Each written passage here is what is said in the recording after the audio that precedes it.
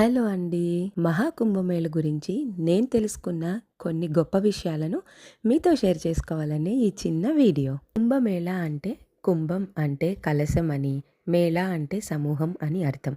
పూర్వం దేవతలు మరియు రాక్షసులు క్షీరసాగర మథనం చేసేటప్పుడు ఉద్భవించిన అమృత కలశం కోసం పోరాడుతుండగా కొన్ని అమృత బిందువులు భూమండలంపై 4 ప్రదేశాలలో పడ్డాయి. అవే హరిద్వార్, నాసిక్, ప్రయాగ, ఉజ్జయిన్.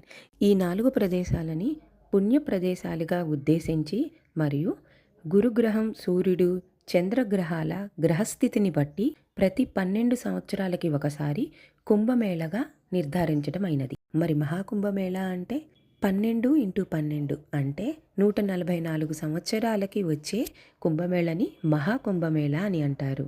2025లో మహాకుంభమేళ ప్రయాగ్రాజ్లో జరుగుతుంది. మహాకుంభమేళ యొక్క విశిష్టత ఏమిటంటే ఇక్కడ త్రివేణి సంగమం అంటే గంగా, యమున, సరస్వతి నదుల సమ్మేళనం.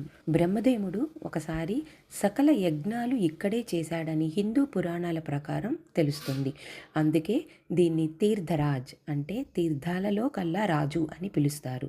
ఇక్కడ స్నానం చేస్తే పాప విమోచనం, మోక్షం సిద్ధిస్తాయనే నమ్మకం ఉంది. అలానే జ్యోతిష శాస్త్ర ప్రకారం ప్రయాగ కుంభమేళ బృహస్పతి మేషరాశిలో, సూర్యుడు మకర రాశిలో ఉన్నప్పుడు జరుగుతుంది.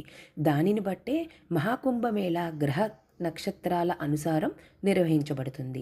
ఇది అత్యంత పవిత్రమైన సమయం కాబట్టి మహాకుంభమేళా సమయంలో కోట్లాది భక్తులు, సాధువులు, అఖాడాలు, నాగసాధువులు ఈ పవిత్ర స్నాన మహోత్సవంలో పాల్గొంటారు. Thanks for watching my video.